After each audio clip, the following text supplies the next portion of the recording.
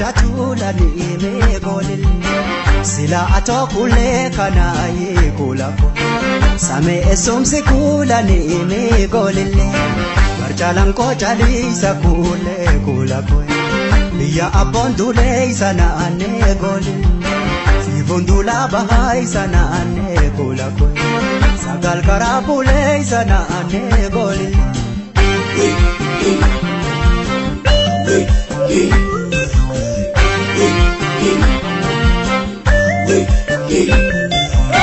Gumba kori chatin dubai,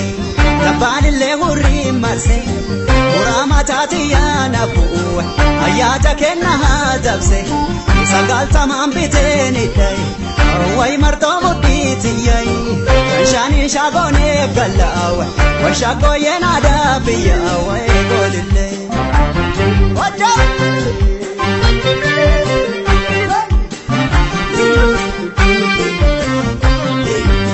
Horu Kenya gudai sanane wala kan kurkurai sabontu wala kan kurkurai lame wali galai sanane dala cha kurkurai sabontu dala cha kurkurai shakoye na sirbi sanane wai sirba jalalai zakule wai sirba jalalai ajaza singabui sanane sibuna lana lai zakule sibuna lana lai Shakoyen sirba jati kawari galgala Namaram tena boji te jalala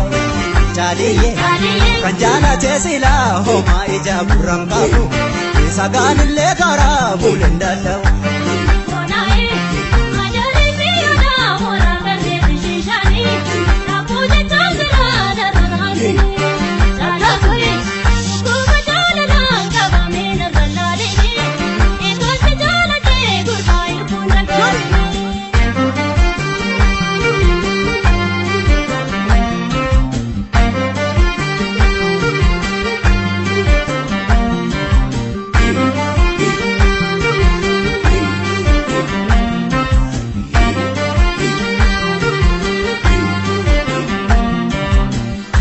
Mora fuku kana me kula koy awai cirracha tulani me golil sila ato kule kana ye kula koy same esomse kulani me golil marjalan ko jali sa kule kula koy biya abondule sana ane golil si bondula bahai sana ane kula koy sagal karabule sana ane golil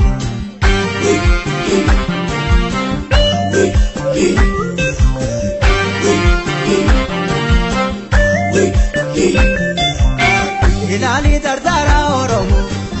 gobarenta regali, ada ofisir babarsewa, shakoyen shani gale, karta dubre oromo, yakabiftu angazani, yaksan rube sirbu, ilal tulle dangawani wa golile. Watch out!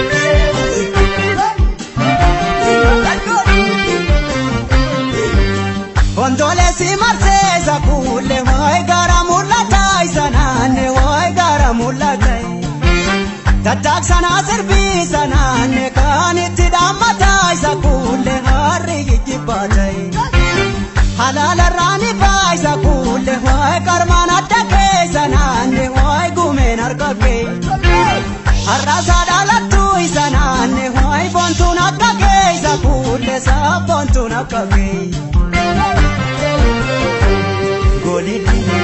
Unne wal jalatu homa wale sin salvatu Nefu jalala gen kabanu batu Jaliye unne konsi bana seni komana jarratu Oton si dungati